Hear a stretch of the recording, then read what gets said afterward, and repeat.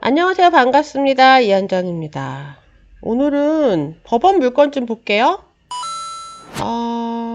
자, 내일 입찰하는 법원들 중에 서울 서부법원 있습니다. 어떤 물건들이 경매 물건 진행하는지 한번 쭉 살펴보려고 해요. 입찰을 가거나 아니면은 뭐 그냥 실습을 가더라도 법원 가기 전에 그날 진행하는 물건들 미리 살펴보고 가면 훨씬 도움이 됩니다. 자, 저는 법원 가기 전에 항상 그날 하는 물건들 쭉 살펴보거든요. 물건이 많아요. 오랜만에 56건이 진행을 하고 있습니다. 서울 서부법원에서 10월 5일 날짜 56건이 진행하는데요. 요거 요 위치가 너무 좋네요. 용산구에 있는 근린이에요. 20억으로 진행을 하는데요. 사건 번호 보세요. 2015 타경. 2015년도에 처음 나왔고 계속 뭐 변경해서 지금 올해 10월 달에 재감정이 들어갔군요. 과거에 11억이었는데 지금 20억으로. 그렇죠. 이 정도 되는 물건이 11억은 뭐 말이 안 되죠? 자, 현장 답사 회원 제보에서 본건은 미팔군 평택 이전 이후에 서울 시내에서 가장 주목받는 위치 중 아닌가 싶습니다. 라고 하면서 인근의 부동산에서 올려준 내용이 있어요. 이 물건이네요. 1층에 카페로 되어 있던 것 같고요. 2층도 용도가 좀 다양하게 쓸 수 있게끔 보이네요. 2층에 방, 3층에도 방, 뭐 이렇게 1층에 주거용과 2, 3층에 주택으로 사용했던 것으로 보이네요. 자, 이번에는 계속 진행을 할까요?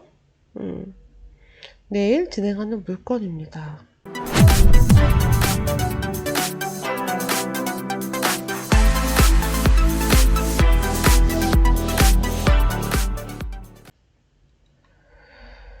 오피스텔 있고요. 제가 관심 있어 하는 물건이 있군요. 소교동에 있는 서교주택 가격이 저렴하네요.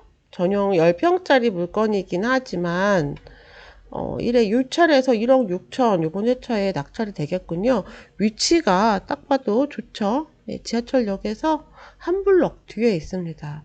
여기 임차인 있는데요. 오, 임차권자가 하나 있고 또 임차인인데 A. 네. 매각 물건 명세서에 나온 이야기입니다.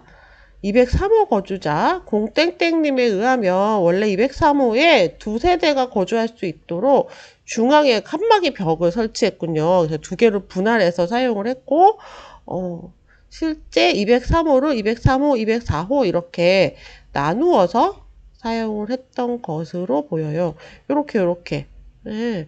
요쪽 문이 원래 문인데 문을 하나 더 냈군요.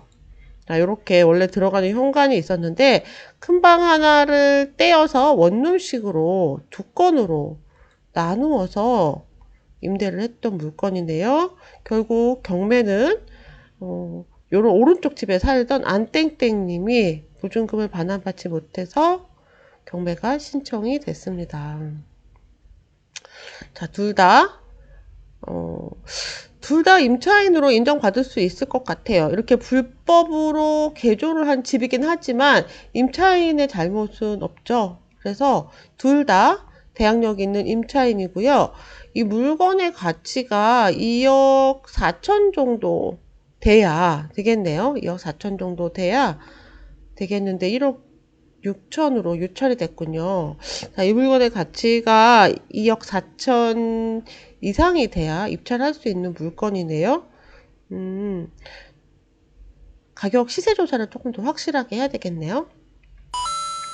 자, 도시형 생활주택이에요. 도시형 생활주택 3번부터 13번까지 사건 번호에 딸린 물건 번호가 있는 물건입니다. 여기 물건 번호 이렇게 13번까지 쭉 있고요. 1번, 2번은 매각이 됐네요. 도시형 생활주택이니까 1번은 소매점. 여기에 무슨 케이크 로 있었던 걸로 보이네요. 1번, 2번은 매각이 됐고 위에 도시형 생활주택은 이번에 13건이 동시에 진행을 합니다. 이렇게 여러 건이 동시에 진행을 해서 낙찰이 되면 어떻게 되냐? 뭐 일단 진행하는 건 똑같은데요. 배당을 할 때 이 13건이 동시에 배당을 하는 게 원칙입니다. 그래서 13건이 다 낙찰이 돼야 배당이 진행이 되겠죠. 앞서서 낙찰 받으신 1번, 2번의 물건의 소유주들은 만약에 1, 2번의 점유자가 임차인이라면 배당 기일까지 명도가 늦어질 수 있다는 것 염두에 두시면 될 것 같아요. 그 외의 것들은 뭐 특별한 거 없습니다. 요 물건은 기각이 됐고요. 요거는 취하가 됐는데요. 기각이라는 건 경매 신청을 해서 뭐 특별한 문제가 없이 했는데 지금 유찰이 됐고 3억이죠. 임차인의 보증금은 3억 7천. 경매를 넣은 사람은 근저당권자도 아니고 다른 제3자인데요. 앞서서 3억 7천의 보증금 배당되고 근저당 배당되고 나면 이 경매를 넣은 백땡땡님은 배당 받을 게 없죠. 이런 거를 무잉여라 그래요. 경매를 넣은 사람이 배당 받을 게 하나도 없다. 잉여가 없다. 그러면 법원에서 채권자한테 이야기를 해줘. 너는 경매를 신청을 했는데도 낙찰해도 배당 못 받을 건데 그냥 할 필요가 없지 않겠니? 라고 해서 이제 기각이 된 물건입니다. 기각은 이런 경매 요건은 충족을 하는데 별 실익이 없을 때 기각이 되고요. 취하 같은 경우에는 채권자가 취하를 시키는 거예요. 뭐 소유자랑 얘기를 하겠죠. 소유자랑 얘기를 해서 경매를 취하하겠습니다. 라고 채권자가 3월 달에 기일 연기를 신청을 했다가 9월 달에 취하서를 제출해서 취하된 물건입니다. 자, 다음에 여기 뭐 물건이 많아요. 다세대 빌라들이 있고요. 또 여기도 빌라가 여러 건이 나왔었네요. 몇 건이 나왔어요. 9건이 나왔는데 모두 취하가 됐습니다. 기각된 물건도 있고요.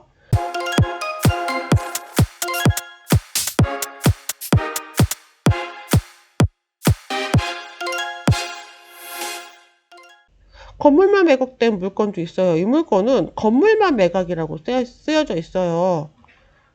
그러니까 이걸 낙찰받으면 토지에 대한 권리가 없는 거예요. 토지에 대한 권리가 아예 없네요. 그러면 법정지상권이 성립이 되는지를 따져봐야 되겠죠.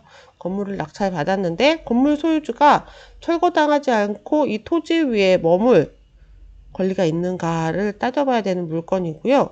앞서서 미배당금이 본 사건에서 인수됩니다. 라고 하는데 앞서서 경매가 2016년도에 진행을 됐고 또 있네요. 2018년도에 또 진행이 됐고 그러니까 이분은 2017년도에 전입을 했는데 돈을 이전 경매에서 일부는 받고 나머지 1,700여만 원을 못 받았어요. 그 건으로 다시 경매한 물건이네요. 그래서 미처 못 받은 1,700여 건에 대한 것은 인수해야 돼요. 여기서 앞선 경매에서 이미 배당을 받았기 때문에 채권자로서는 받을 수 있겠네요. 채권자로서 배당을 받을 수 있겠다. 그러면 이 앞서서 1억 7천만 원이 아니라 1,700만 원만 요 임차권 중에서 1,700만 원만 살아있겠군요. 권리가 조금 복잡하죠? 권리가 조금 복잡한데 뭐 이 물건 이 내용보다는 토지에 대한 권리가 전혀 없다는 게 제일 첫 번째 문제고요. 그래도 계속 철거당하지 않고 여기에 계속 있을 수 있다면 배당은 뭐 받을 수 있겠네요. 앞서서 일부 배당 받고 나머지 1,700만 원만 추가로 경매를 신청을 하면서 배당을 받을 수 있을 것으로 보입니다. 살짝 복잡한 내용이에요. 무엇보다 건물만 매각이라는 게 더 중요하죠. 또 지분만 나온 물건도 있어요. 토지가 1.3평, 건물이 1.4평. 그래서 용산구에 있는 주택 중에 일부만 나왔습니다. 자, 오피스텔 물건 번호 4번까지 나온 것도 있고요. 요거는 뭔가요? 대지 13평이 아파트 옆에 짜투리 땅이 나온 것 같아요. 네. 마포자이 아파트, 전용 25평. 예, 요런 물건 아주 실소유자들한테 관심이 많은 물건이겠네요. 역시 지분 물건. 이렇게 해서 총, 서울 서부법원 5일 날짜에 진행하는 서울 서부법원에서 물건이 총 56건이 진행을 합니다. 한번 쭉 둘러봤어요. 자, 오늘 휴일이죠? 휴일에 이렇게 물건 한번 쭉 둘러보시면서 내일 어떤 물건 하나 한번 살펴보시는 건 어떨까요?